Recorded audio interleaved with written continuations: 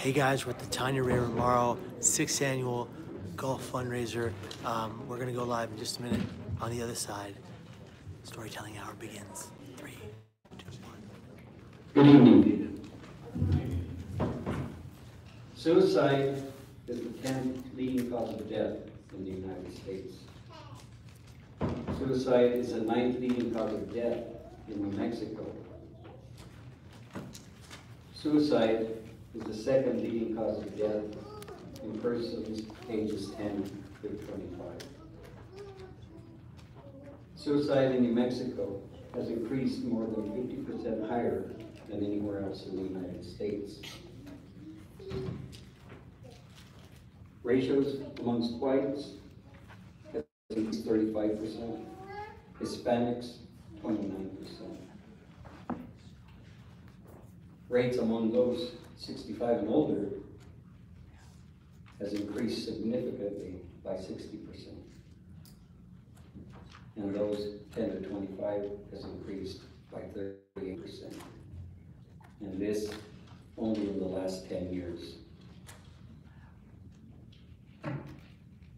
My name is Lauren. I, along with the rest of my family, are survivors of suicide. 9 years ago, at the age of 12 years and 11 months, Tonya found herself in a place where she felt that there was no better way out, resulting in our undaunted task of first, my needing to tell Meredith, her mother, that we needed to disconnect the life support system, which was the only thing that was keeping her alive at that time. Next, to picking a casket, finding a burial plot, even needing to figure out what she should wear, who should comb her hair. Those are things with a young person like that that you might be considering for a prom, a first date, or those types of things. So for our family, it was an immensely difficult journey.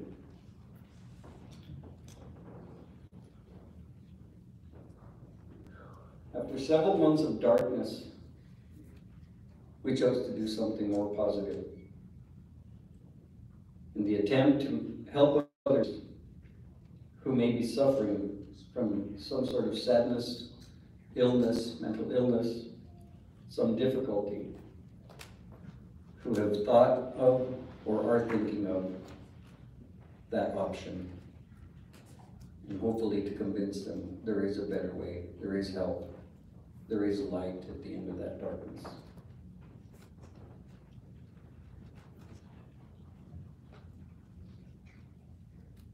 Our hope is also to maintain our belief and our understanding of who Tonya Raye was, and that her act of suicide won't define who that person was. And speaking to her classmates, to all those people who knew her, and also just going back to memories, it was a beautiful, beautiful life. And for each and every one of you, but especially the youth in here, you need to understand how precious your life is, and what a precious and wonderful gift from God that is, and that there are choices that can be different, and that you're not the only one that might be feeling these depths of darkness, and that you should ask for help. You need to ask for help. Your support over the years, I think it is our 6th annual golf tournament, which has grown immensely. We've been able to help promote our cause, to help bring awareness to suicide, help make it one of those issues that's not ashamed to be spoken about, and for us to understand that it's very real, it's in our society. If you heard the statistics that I gave you earlier and you're not alarmed, then I am alarmed. And your support, again, I'll tell you, has been overwhelming. deeply felt and greatly appreciated. Tonight, we have the pleasure of presenting a person who is also a survivor of suicide, but from a whole different perspective, to which he will speak about. So I'll now present to you Mr. Kevin Hines.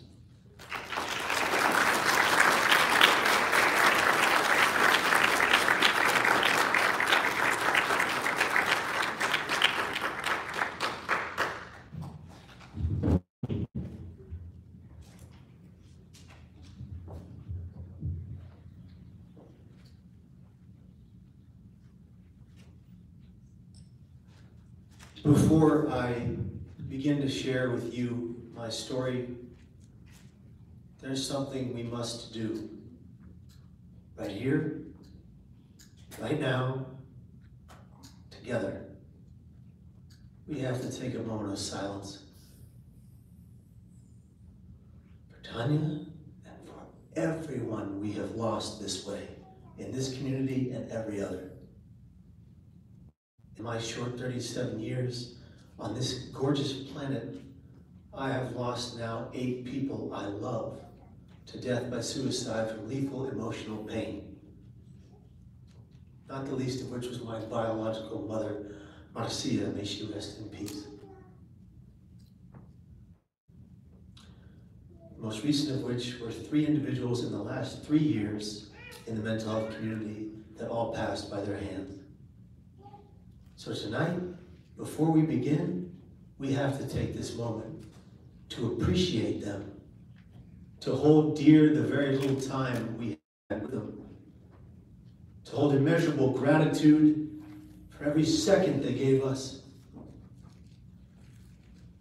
And I choose to celebrate the lives of those 8 I've lost to suicide on their birthday, the day they were brought into this world without that pain. The light exuded from within them when they were still here. I celebrate those lives with people who love them just as much as I do, as we do today. Because the only way to properly grieve a suicide, my new friends, here in New Mexico is together. Without blame and with no guilt. It doesn't belong to you. She didn't die because of you or in spite of you. She died because of an epic and unrelenting lethal emotional pain that had nothing to do with you and everything to do with that hurt inside. Let us celebrate her life. Let us take this moment of silence for all of those that we have lost this way.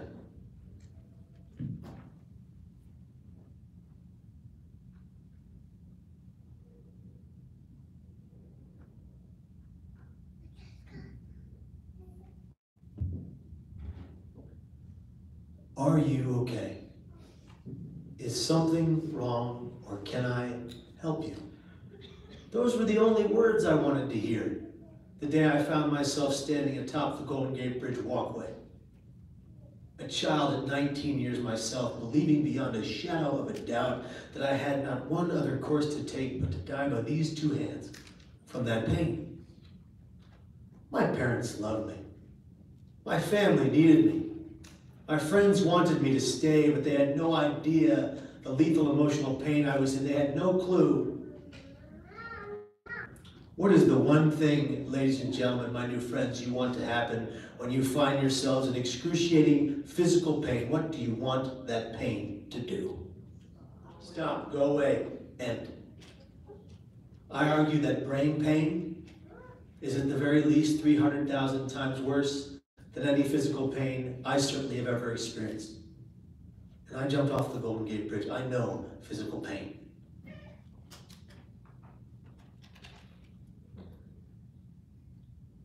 I'll never forget the night before my attempt. September 24th of the year 2000, I wrote a note to my mom and my dad and my brother and my sister and my best friend Jake and my girlfriend / ex-girlfriend. It was debatable depending on who you asked.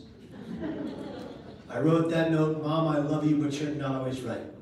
Dad, I love you, but stop bringing the office home. This isn't work. I said to my little brother, who wanted to be nothing more than the greatest DJ on the West Coast. He was making those big cassette tapes when they were still hot. Who here still plays with cassette tapes? I just need one person. 2, 3 people, 4 people. It's not dead yet. Give everyone here a tape deck after tonight. All right. All right. My brother wanted to be a DJ, so he'd be a household name. I said to my sister, Elizabeth, who wanted to be a filmmaker, go get it, you've got this. I said to my girlfriend / ex-girlfriend, it's not you, it's me. Which, guys, don't say that to women, it's always us, okay? And I said to my best friend Jake, the worst part of the entire note, you'll find another best friend. As if that is remotely how it works. I put that note in my shoulder bag. I put that shoulder bag by the door. At 6 in the morning, I entered my father, Patrick Kevin Hines' room, as I'm John Kevin Hines. Pat and Debbie Hines took in 3 children from 3 separate families, adopted them all, and made them their kids. You see, me and my adopted brother and sister from 2 separate families, we originally had nothing and no one. We were born in squalor. My life in the first 9 months of it was living in what they call a crack motel. My biological mom, Marcia Veronica Silvera Prasad, and Martino Ferraris, he was half Mexican, half Italian, arguably the best parts of me. And Marcia hailed from James Bond Island, Jamaica, in St. Mary's Island. And they fell madly in love in the 70s. And they had 2 things. 2, in my humble opinion, beautiful baby boys. Me and my brother. My biological name was not Kevin Hines. That is my adopted white name. No offense, white people. I'm part white. We're still friends. It's all good. Don't worry. We're good. We're safe. All right. But my biological name was Giovanni Gabriel Prasad Ferraris. somehow, yeah, come on. And somehow my brother's name was just Jordash. What? Where's the consistency? Give him surnames, for God's sake. Come on. And my birth mom and dad had each other, had us, and had nothing else except for mental illness. They were both diagnosed with manic depression, what we today call bipolar disorder, the very same brain disease I would develop at 17, 2 years prior to going over that rail. Me and my brother would be ripped from their home, if you could call it that. Concrete slab floors, barely a box spring for a mattress, the kind of place you pay for by the hour, and if you don't, you're out. And they did whatever they had to do, however illegal, to pay on the hour, by the hour, to keep a roof over our heads, which meant they left their 2 infant boys unattended in seedy motels to do score or sell drugs. One fateful day, one seedy motel clerk who doesn't call the police for all the shady things he's doing does so. Child Protective Services is in tow. They come and they rip us from our family, and they place us into the system. Who knows what system I speak of?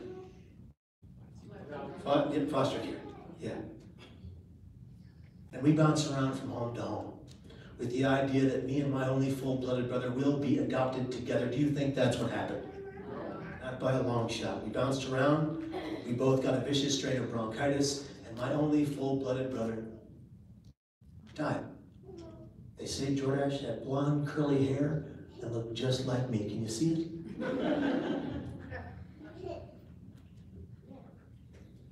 Jordash died. I bounced around from more homes to more homes. Knew mom and dad every couple of weeks or days. But unlike my poor brother, I got lucky. I landed in the home of one Peter and Deborah Muller. Peter was in the Army, and Debbie was a housewife, and they were a transitional home for foster kids. They were a good set of foster parents. They do exist. Even though this foster system allows kids to age out into making onto the streets of every state in this country without a penny in their pockets. Allows other foster children to be abused and neglected by this or that group of foster parents set to protect them. And still does all those things today. Well, Debbie and Peter Muller were good foster parents. They were a transitional home, which meant they had many kids in their home at the same time. Boys and girls of all ages, 5 or 6 little girls, 4 or 5 little boys, and me. And one fateful and beautiful day, a lovely woman named Deborah Joan Hines walked in their door. Now, you know my last name is Hines. This works out. Spoiler alert, okay? Debbie Hines walks in there. but she is not looking for a little boy to take home, not by a long shot. She's looking for a little girl to be the sister of Elizabeth Catherine, the girl she and Patrick Kevin Hines had already taken in.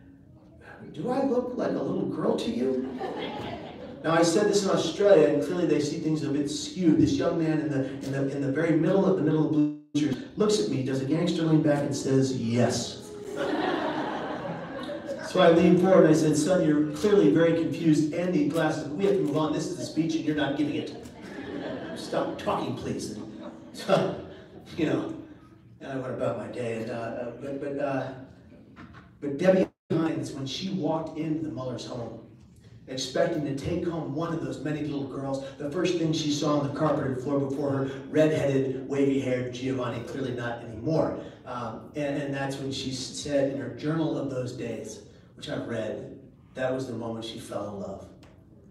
And she went back to Patrick and he said, let's do it, let's take him in, he needs us. And I desperately needed them. They would fight a 2-year court hearing between themselves and my biological mom and dad, who desperately wanted to keep me. My father and Martino, outside of the courtroom hearing, one day would assault an undercover police officer and my dad was killed. I didn't find that out until I was 12. I wish I never had. My mom was heard to say to the court judge at one point during the hearing, Patrick and Deborah, I can do this no longer. Please take care of my son. She forfeited me because she knew I would be given a better life. I would never get to meet the woman who made me. I would never get to hold her in my arms and tell her the one thing I always wanted to growing up as a kid that I practiced in the mirror. Mom, I love you. It would never happen. She would pass on by her hands. After being sober for so long and then going back on drugs for one day. One day. But that's okay. There's a silver lining. As an adult, when I went to look for my biological family, specifically my mother, and I found this information out, one of the things an individual named Helena Brooke of the Mental Health Board of San Francisco who helped me find this information gave me was a phone number to my biological sister who I didn't know I had. You see, Marcia had a family before mine and 2 children before me and Jordash. She left them one day and never came back. Way to go, Martino. That was a joke, it's okay. Right. And when I called this phone number to what I knew was my sister I'd never met, this is exactly how the phone call went. It was a voicemail. I left it on the machine. I said, hello, Shika. My name is Kevin. It used to be Giovanni Gabriel Pascal. I think I'm your brother. Please call me. Would you call that guy? I wouldn't call that guy. Yeah, he's me, you know. I would not call that guy. Well, she didn't call me for 2 years. For 2 years. And then she sees me doing a suicide prevention campaign on television, and she finally decides to go look that number up and see if it still works. I'm in my father's kitchen, been kicked out of my mom's house, Debbie was the most optimistic woman in the world until I punched way too many holes in way too many drywalls in her house. Anyway, so I go to live with my father, I'm in the kitchen of my dad's house, and I get this phone call. And I say hello, and she says, hi, is this Kevin? I said, yes. And she said, your name used to be Giovanni. I said, nobody calls me that. Who is this? And she said, this is Shika. And I said, like, Shika, my sister? And she said, how many Shikas do you know? I said, yes, of course. Shika, I want to meet you right now. And she said, hold on, slow down, Ace, I don't know you. And I was like, look, I've been searching for you my whole life. The least thing you can do is let me meet you at Starbucks on 14th and Ulloa right now. And she was like, okay, give me an hour. I was there half an hour early. All right, and I get there, and I'm pacing back and forth in front of Starbucks like a madman, breathing deeply, doing like, yoga moves, and like everyone's like, what is happening with that guy? And then around the corner walks the uncanny resemblance of our mom. She looked exactly like the one picture I have still today. And she, without even knowing that all I wanted was to tell our mom I loved her, she opened her arms, she enveloped me in them, she hugged me tight, and she said, I love you. Everything came full circle. But you see, this was after I found recovery from my brain pain. This was after I made an attempt on my life. This was after I would live with chronic thoughts of suicide that plague me today. Let's go back to the story at hand. September 25th, the year 2000, at 6 in the morning, I enter my father Patrick's room. He's laying there with his CPAP machine. You guys know those CPAP machines? Those breathing apparatuses we wear to keep us from snoring? Who has a CPAP machine? Anybody? Okay, good luck with your breathing, okay? No, seriously, I mean that, seriously. All right? Just keep breathing, breathe, okay, breathe. Well, my dad, Pat Hines, wears the CPAP machine while snoring defective. He doesn't care. He sounds like Darth Vader snoring, like this.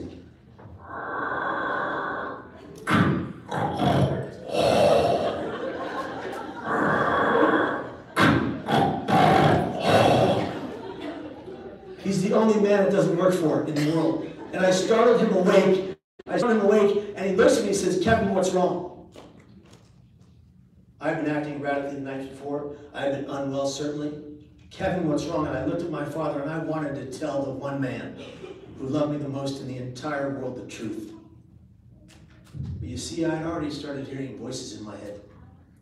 Auditory hallucinations, seemingly not that of my conscience. Voices in my head I don't recognize as anyone I've ever known or loved, telling me things I have to do that I don't want to. And when my father said, Kevin, what's wrong? I lied. Nothing, Dad. I just wanted to tell you that I love you. In my mind, it was for the very last time. He looked at the clock on his end table. He said, Kevin, I love you too, but it's 6 in the morning, and I have to be working until 9, go back to bed. And he put his mask back on, sounding like Darth Vader snoring, and he was good at that. He would just take it off, go right back, go right back to sleeping. It was a gift of his. And I walked around the other side of the bed. I sat in the carpeted floor in a cross-legged position, and I rocked my body back and forth in tears, begging myself to tell the one man who loved me the most in the whole world the truth. But the voices in my head would win the day. Sadly. I went back to my room at 6:30 in the morning. My father entered at 7 a.m. He said, Kevin, I'm very worried about you, and I don't know what to do. Why don't you come to work with me today? There it was. His hand reached out to mine. All I had to do was take it. But I couldn't. I couldn't say what was on my mind for fear of judgment and shame. Discrimination against those who marginalize people like me with mental and brain pain. I couldn't say it out loud. Plus, the voices have now become so loud, decimals I can't express to you without piercing eardrums, screaming at me what I have to do by my own hands. And they would win the day. My father would try for me to be with him that day 3 or 4 times. I denied it. Finally, he said, Kevin, why don't I take you to City College today? You take the bus home. I'll see you home at 6 tonight. Sound good? Knowing full well where I was going to go and what I was going to do. I said, yeah, Dad, I'll see you home at 6 tonight. You can drive me to City College. We got in his car. I gripped my shoulder bag to my chest because I didn't want him to find the note. My dad talked the whole ride. Patrick Hines is not a talkative man. He speaks when spoken to. And when spoken to, he says things often like this, gems of his, you know. He says, Kevin, everything I say and do is with a purpose.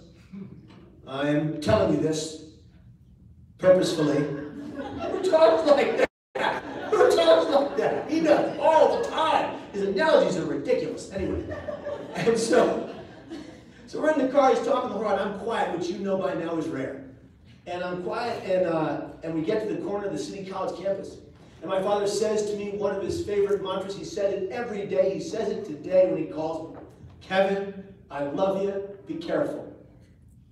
I kissed my father on the cheek as I had done since I was about yay high. I told him I loved him for what I knew would be the last time.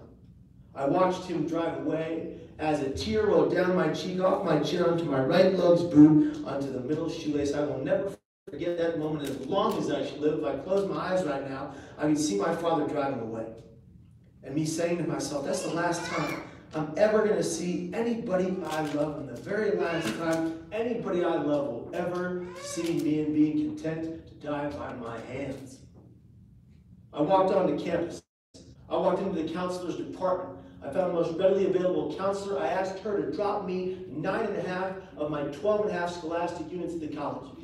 What she neglected to tell me was that by dropping all those courses simultaneously, I had immediately let go of all my medical coverage from the school's wellness program.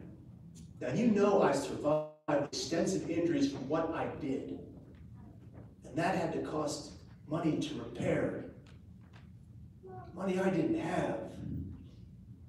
My father, Patrick, who had gone from his life in the gutter with $17 to his name in the world, to one of the most prominent San Francisco bankers of his time, from the ground up with hard work, as he said nothing good ever came without it, he would be nearly wiped out in one day by his own son with one action.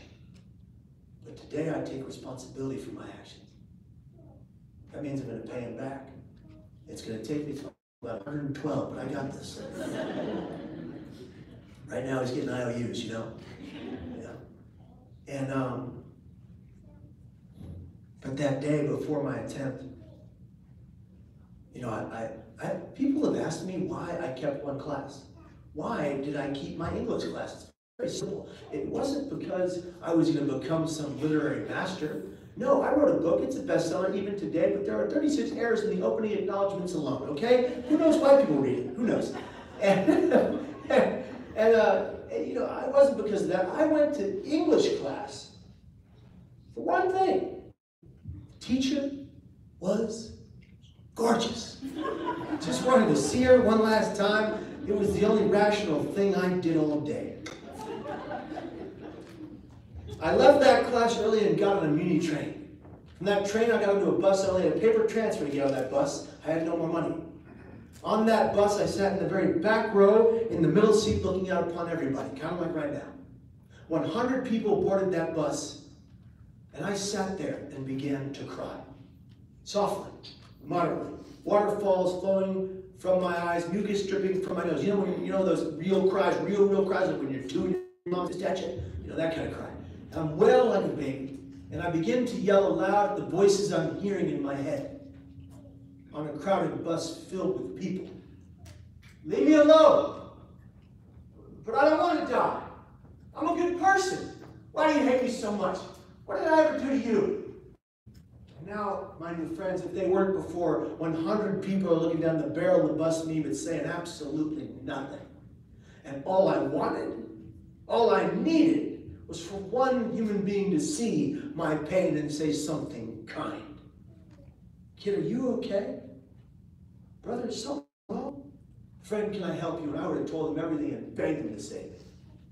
I couldn't tell my father that morning. But on this bus, all I wanted was for someone to intervene. But I couldn't speak the first words. The only human being to react to my yelling aloud on a public bus filled with people, who said quite smirkingly to the guy to his left with a smile on his face, "What the hell's wrong with that kid?" And that, my newfound friends, is what's wrong with some of our society today. The innate human ability some of us have, not you guys, you're here doing the work, and you're here because of loss and pain, and you're trying to make sense of the world you now live in.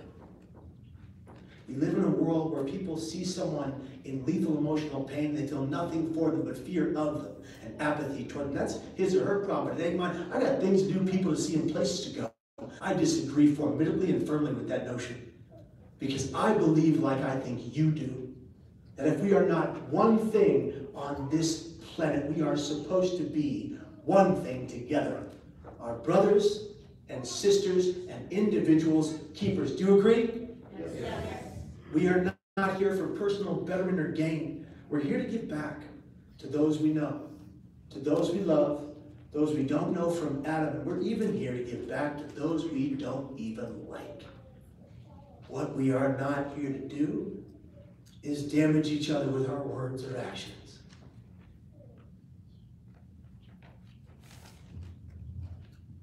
By an honest raise of hands, how many of you have ever been hurt by someone you know or love's words or actions? By an honest raise of hands.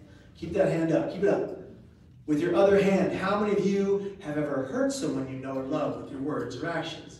Keep it up. All right, the blame is gone. The guilt doesn't exist. Keep it up. I'm going to ask you one more question. The answer to my next question is aloud, audible, and resounding now from all of you. The answer I'm giving you to the next question is now. When does the hurting of those we know and love with our words and actions stop? Now. It has to. It has to. We have to look at all the people who've wronged us in our life and recognize that behavior is learned. It is not innate. People aren't born hating other people like they are in this country, all across the country right now, in ways that are terrifying me to my core. No one's born to hate another person. They are taught that by someone before them. If we as this community can stand up after today and be kind, compassionate, loving, caring, empathetic, and non-judgmental to every single person from today we come across, no matter their behavior towards us, we are better people. Do you agree? Yes. If we can go home today to the people who love us unconditionally, and if we go home to the child that we haven't said, I'm proud of you in a while, if we go home to the child that we haven't said, I love you in a while, we need to do it today. We need to go home today and call 3 people you haven't called in 10 years, 5 years, 4 years, 3 years, 2 months, 6 months, and say, whatever happened, let's move past it. Your family, let's move on. We need to go home today and sit around the dinner table with familia. And we need to say, I am here for you no matter what. I do not judge you, and you can tell me anything. And I will not hurt you with my words. I will be there for you. My arm will be over your shoulder, and I've got your back on lockdown from this day forward. We need to go home today and say a prayer for Tonya and for her family. And all the families in this room that lost Tonya too, and people like her. We need to go home today and embrace each other like we never have before, because 23-second hugs release oxytocin in the brain that make you feel better. I read that in a magazine.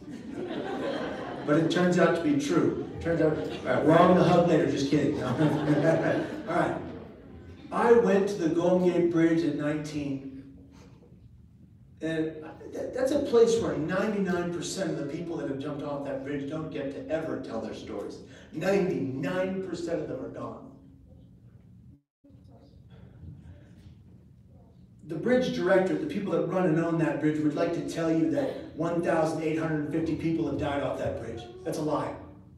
Because of all the bodies washed away to sea or eaten by fish to the bone, that's a lie. It's more like 3,000 or higher. It still is the highest point of suicide in the world. One person dies there every 7 to 10 days, and has for the last 40 years.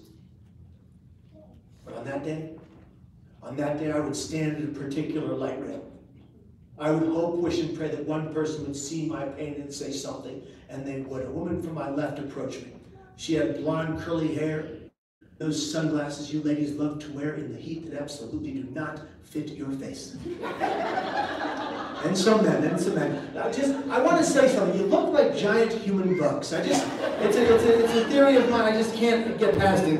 And she approached me with that smile. She approached me with that smile, and I thought immediately, this lady's going to save me. I don't have to die today.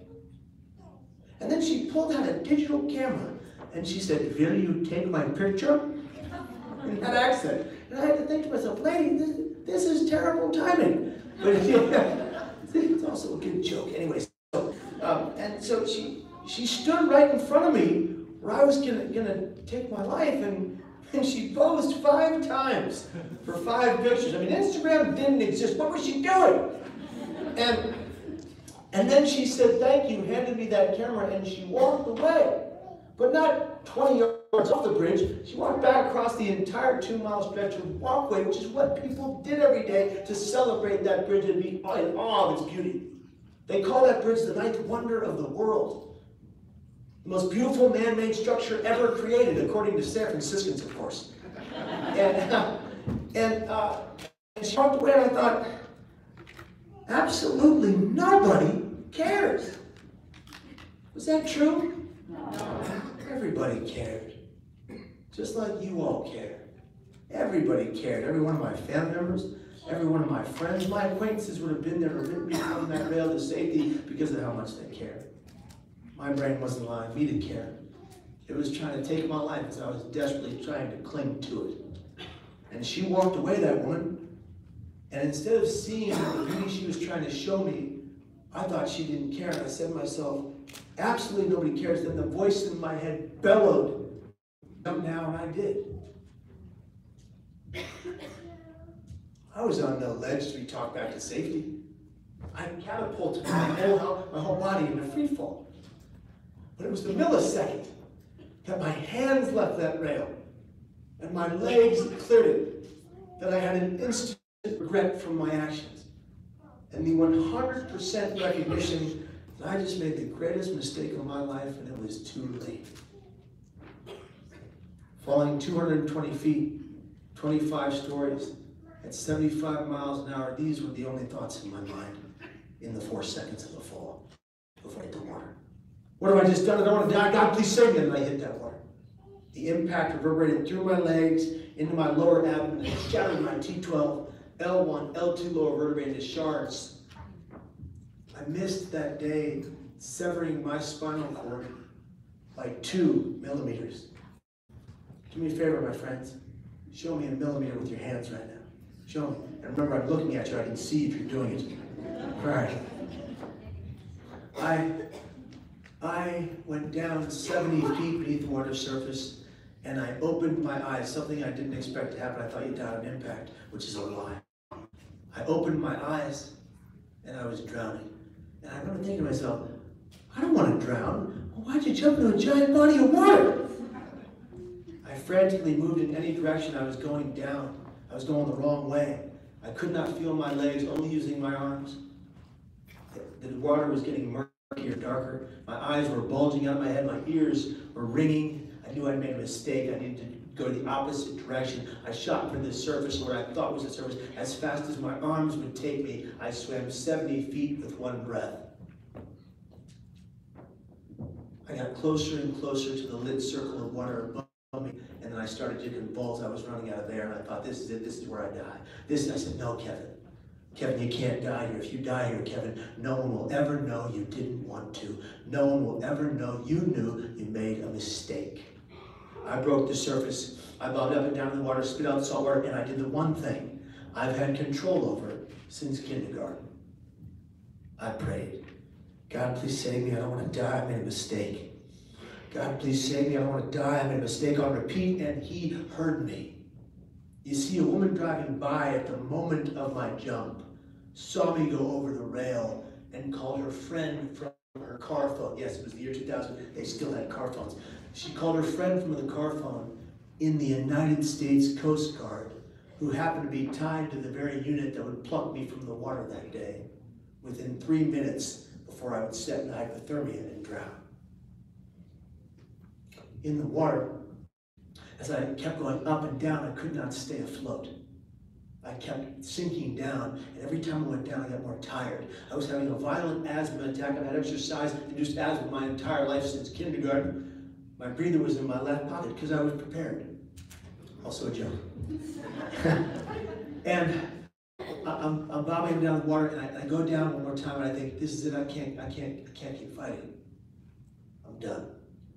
And that's when something began to circle beneath me. Something large and slimy and very, very alive. And I remember thinking to myself, you've got to be kidding me. I didn't die off the Golden Gate Bridge and a shark is going to eat me. No. I'm punching this thing, trying to get it to go away, but it won't leave me alone, circling faster and faster. And no longer am I wading in the water to stay above it. I'm lying atop it on my back, being kept afloat by this thing. Thinking to myself, this is one heck of a nice shark. Yeah. What would you do in that situation? I'll tell you what I did right then, right there. I named him Herbert. It was either that or Mortimer. And Herbert didn't bite me. He just kept keeping me afloat until the Coast Guard boat Murmur was heard behind me. And this creature took off, and I still thought it was a shark. I was on a television program a year later called Primetime Live with John Quinones. He does that show, What Would You Do? I'm on that show, and I say I thought there was a shark beneath me in the water. People write into the show from all over the world when it went viral online, before viral was cool. One man's letter stuck out of all the rest. His name was Morgan McWard. He was from Las Vegas, Nevada, and this is what he wrote to ABC News. Kevin, I'm so very glad you're alive. I was standing less than 2 feet away from you when you jumped. Until this day, no one would tell me whether you lived or died. It's haunted me until watching this show. By the way, Kevin, there was no shark like you mentioned on the show, but there absolutely was a sea lion. And the people above looking down believed it to be keeping your body afloat until the Coast Guard boat arrived behind you. Now, my new friends, you call that what you want. That's my miracle, and I believe. Absolutely believe.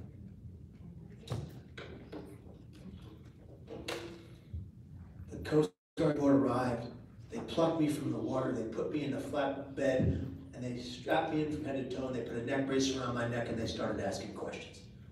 Kid, do you know what you just did? Yeah. Yeah, I was there.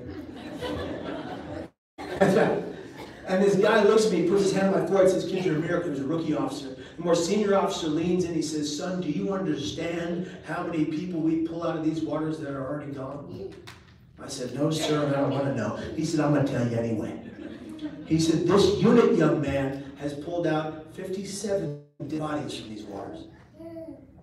And one live one." I think they call that perspective in its most raw form, don't you? We got to the ambulance. The ambulance got me to the hospital. I was entering the emergency ward where the foremost back surgeon was leaving. He opted to stay for me. He gathered his team. He did a 10.5-hour back surgery on me. I have a 23 staple scar across my left side. When he had the scalpel in my belly, I had a violent asthma attack, not under enough anesthesia. He maneuvered his magical hands out of me and didn't harm me worse. Put me deeper under and went back to work 10.5 hours later. My entire broken back was refitted with titanium. A metal wired cage, like a cylindrical circular cage that wrapped around where the vertebrae were. 4 pins the size of my index finger and a metal plate the size of my palm on my left side. This doctor invented this for me. It is the first and only surgery of its kind. It's in the medical journal. He never did it before, he never did it again. 39 individuals in the last 83 years have survived the jump off the Golden Gate Bridge. I would be on that day number 26 and 39. But only 5 of us get the absolute privilege and gift to stand, walk, and run. My point, my new friends, especially the young ones in the room who are in pain right now. My point is that I get to be here. I get to be here, and getting to be here, no matter the pain you're in, is a privilege and a gift. I want you to think for a moment about all the children who never make it past the womb. My wife Margaret and I know that pain very well. Our son Jack Ryan lived 8 weeks and no more.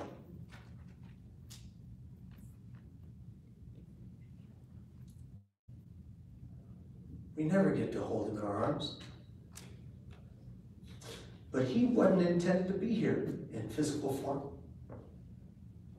You all are, for the simple fact that I get to look in your beautiful eyes. I know you're supposed to be here until you're not dead. Suicide can never be the solution to this community's problems ever again. It is the problem. Matter of fact, say it with me. I need to hear you. I need to hear you. I'll give me your suicide. Suicide. Should never be. Should never be. The solution. The solution. To our problems. To our problem. It is. It is. The problem. The problem. Now, what we're going to do next is very important.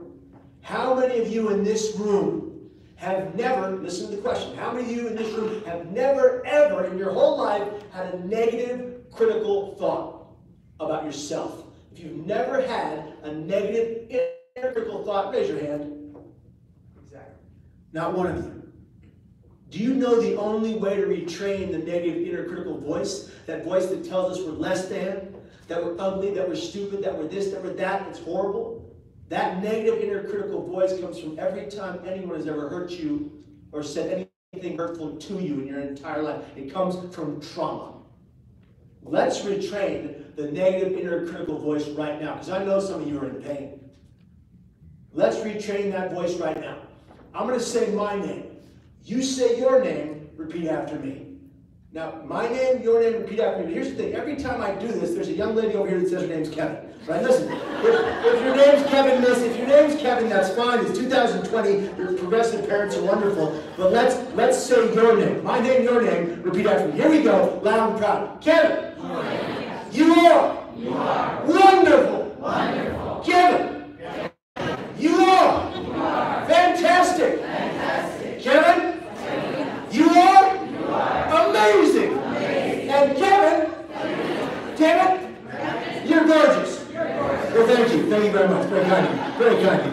There we go. You just retrained the negative inner critical voice, okay? You just did it once. Wait, hold on. You just did it once. I want you to go home, and every single time you hear that negative inner critical thought, you go back to the mirror and you reverse it immediately. Reverse your negative critical voice to something positive, and over time, you will believe it. Why? Recite, repeat, believe. It's what every faith is built on. Recite, repeat, believe. If we recite hurtful things to ourselves, we will believe it. Same goes for the opposite. You must go home, as embarrassing as you might feel about it, and recite, repeat, believe that you can defeat your negative inner critical voice. One day at a time. I learned a long time ago to never let my pain defeat me. I was born in pain and squalor in a crack motel, but I've never suffered a day in my life. I've been in and out of 8 psych wards now. I've never suffered a day in my life. I have excruciating back pain every single day, all day long, but I've never suffered a day in my life. It's a choice. I choose to thrive in spite of the pain. So say this with me right now. I will fight the pain. Fight the pain. In spite of the pain, to thrive today. I deserve this life until my natural end. Well, I need to hear you. I am beautiful. Just as I am. I am perfect. Right here, right now.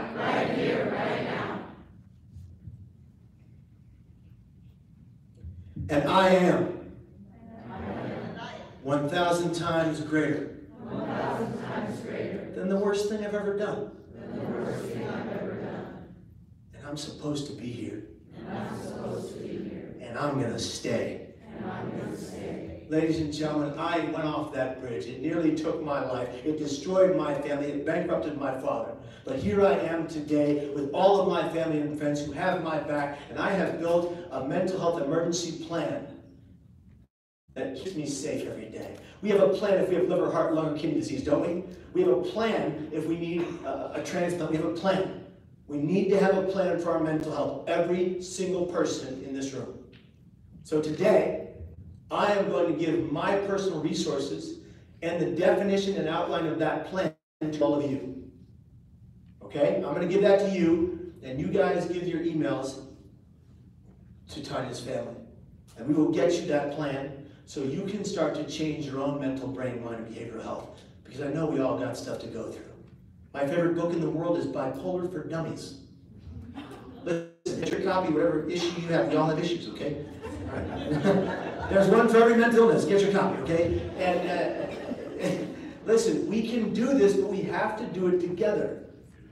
We have to be the community that rises up and says no more suicide.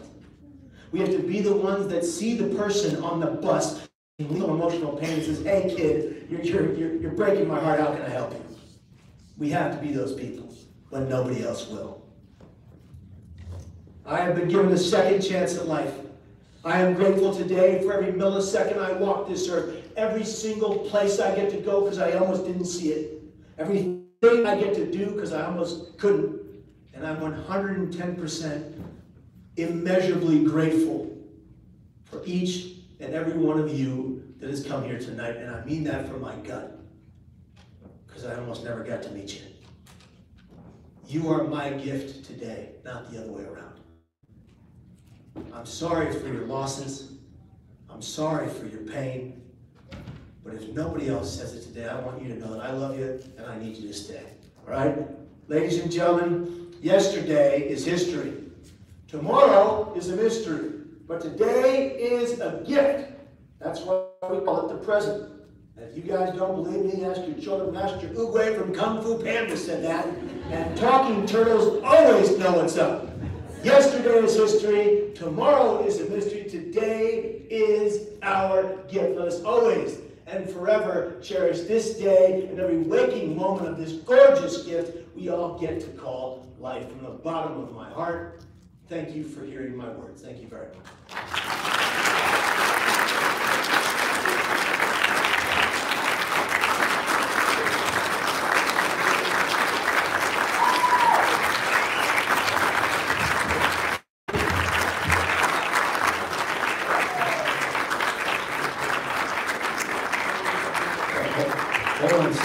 Stay standing. Thank you for that wonderful applause. Thank you very much. Stay standing, everybody. Stay standing. If you're physically capable, stay standing. If you have a mobile device in your pockets, take it out right now. Don't sleep right now. This is crucial. This is the most important part of tonight. If you have a mobile device in your pocket, take it out right now and press record on me or the crowd. We are going to do something. We are going to do something for all of the individuals in this room in that kind of brain pain. We're going to do it loud and proud like their lives depend on it, because they do. If you have an Android, it takes longer. I know, it's okay. Don't worry. Wait for the Androids. Is everybody ready? No. All right, take your time, Android person. It's fine. All right, take your time. Tell me when you're ready. Just kidding. It's a joke. All right, tell me when you're ready. We got it? All right, on my 3 counts, we are going to yell and bellow at the tops of our lungs like their lives depend on it. Be here tomorrow. On my 3 count, be here tomorrow. 1, 2, 3. Be here tomorrow. All right, you guys, we need to louder and prouder like their lives depend on it.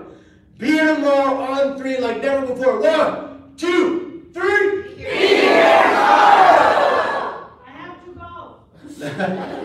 go. Ladies and gentlemen, family and friends, be here tomorrow and every single day after that. You are worthy. You do matter. You are important to all of us, and we all love you and want you to be here and every day after that. Thank you guys so much. I'll be here until the last person leaves, okay? And I'll be here until the last person leaves, and if you need to talk to me or you need to talk to us about what you're going through, I'm going to stay here to listen to your stories because you gratefully listen to mine. Thank you very much.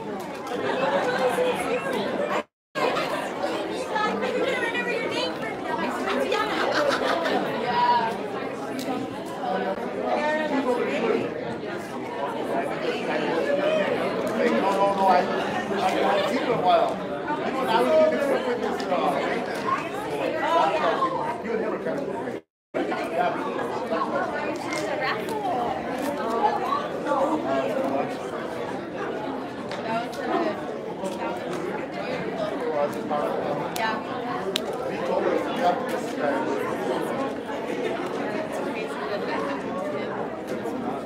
I like the fact that he has one there. Yeah, was that seal? That was crazy. Mickey has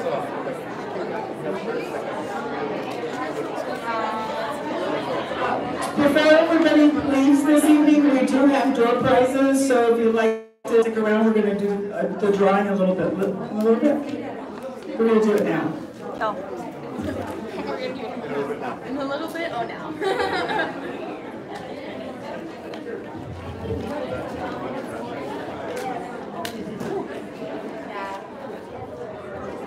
how you drink. Don't like. It's something for sure. Yeah, it's nice, but it's shitty. Like Stella too, you know, I mentioned him and our buddy Yeah. and they were like, "Nah, we were ready." They might have been when we were. One night, I was with my mom and Val, and the house that they lived in is this house all night, and so they were drunk to town one night, and they were like, "Let's go to Benny's house and let's pull out." And I was like, "It's just like the boys." She's like, "Yo, well, they're having a party. Let's go." So they literally got out and like rang the doorbell. I was like talking to one of the roommates, and she was like, "You should have got down. The perfume is cute." And I was like, "Oh my god, you guys cannot control yourselves." Like, You guys are worse than us. I know. I was like, "Do you want to go crash a party?" Like, you know, way more. It's still much still So what? They're not moving with each other anymore? now they all moved out and we're selling it. Yeah, that's the shitty part. That's why I haven't moved out with anybody, because all the people I've tried to move out with, before I even moved out with them, I'm like, I don't know, I don't want to Yeah, do there was a couple it. that they count on us, and I try to be cool and just say, I hear you don't get Yeah. That's my point. Yeah. They actually did it for a year. They did better than in some aspects than I thought they would, and some they destroyed one. One room I was like, they had MMA fights in or some shit. There was all blood on it. All right, if you'd like to start picking some numbers. What did you say? Here you have one now. I can't.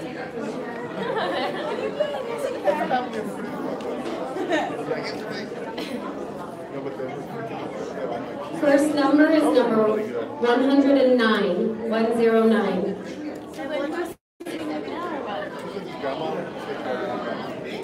Next number is number 30, 30.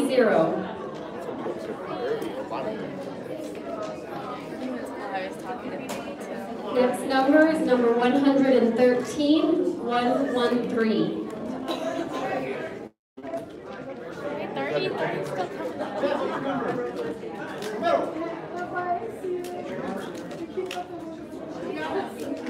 What? The next number is 114, 114.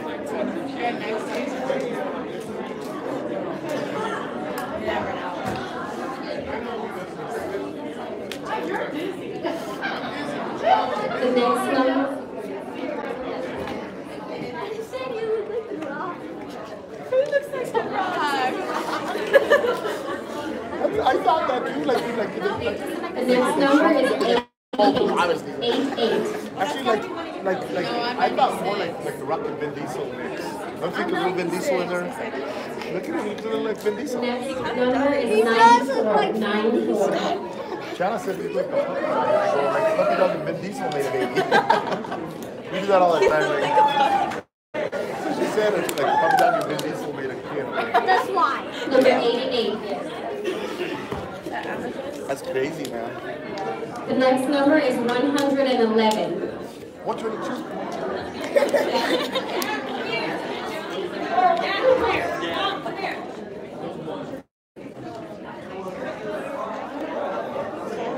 Just be an eavesdropper and look through here all dang day. Get your face out of there, child.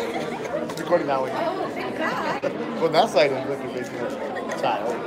No, don't give an idea. Which one's the gray hairs? No, do not. We're still waiting on number 111. I know it's right. 109 and 113. You snooze, you lose. Yeah, He had himself online. yeah, but he'll give you the link to it. I know. Malachi, stop it. Cheese. People are still watching it.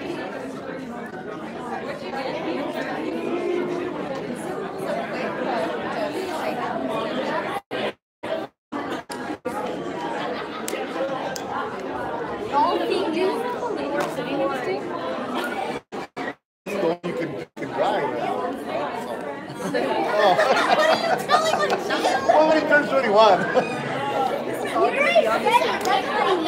Number 83. No, it's fun when you get older. When you're young, basketball and football and all that. But when you get my age, golf.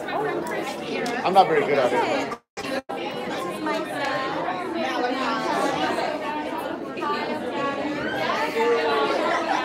Talk too much. So our final gift is a suicide awareness week, and it's number 6.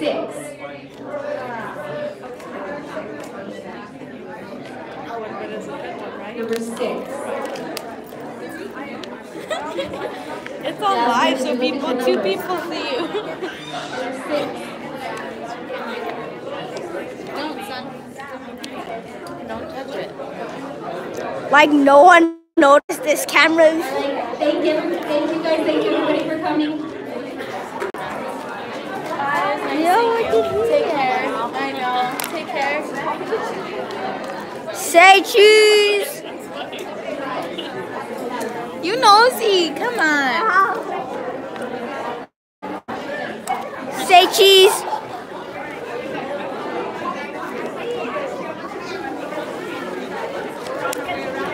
Say cheese.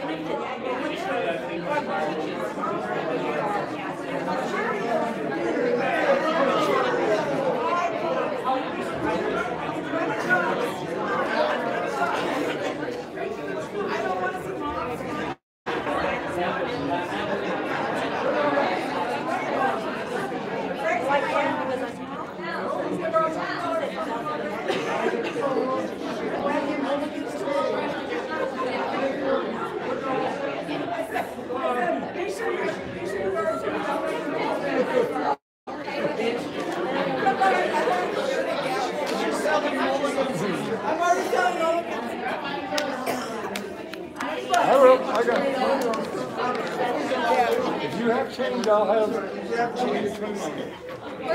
I will find you. All right. All right. Take care. Bye-bye.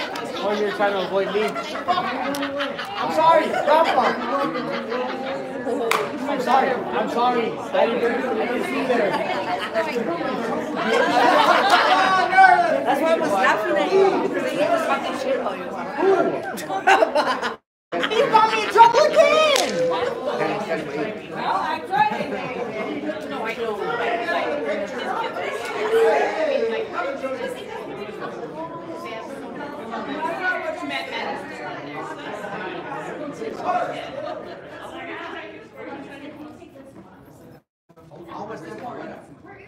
Lauren! Right here.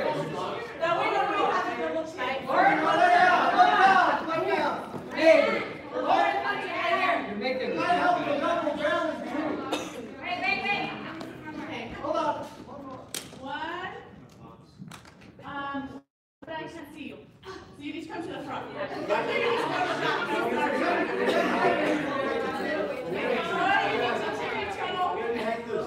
Kevin, you need to bend down a little. 1, 2, 3. 1, 2, 3. Love each other. Jill, share. Anybody else while I look here? 1, 2, 3. 1, 2, 3. 34.5 in eBay. How are you? What's Mesa? Good. How are you?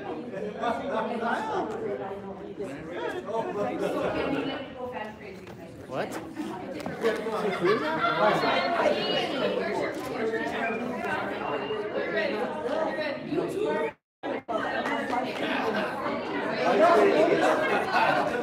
We claim him. Is he from what? Oh, sorry.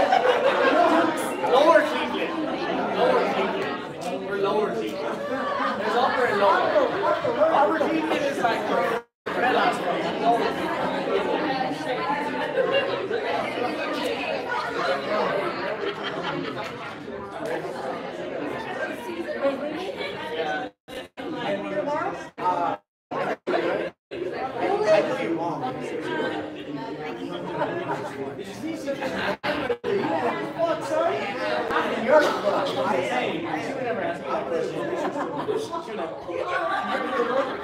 All right, so good. All right, here we go. All right. So, look in the camera. Guys, this is the Tonya Raye Romero annual dinner, and I want these two lovely ladies to express to you what this meant. Guys, go ahead, in your own words, and speak a little bit. What did this mean to you? Having Kevin here was truly mine because I've seen him talk their faces and it's very good. He's been able to spread this word to Mexico residents and it's just my family and we know that it's like I'll see you tomorrow, Grandpa. I'm sorry. We're just glad we're here. And if you are considering suicide, you can text CNQR to 741-741, the crisis text line. That's our foundation's Conquer Your Pain. Don't let it defeat you, let it build you. CNQR to 741-741 if you're in crisis right now. We love you. We want you to stop. Thank you guys. Glad you came out. That's it, guys. Be well and be here tomorrow.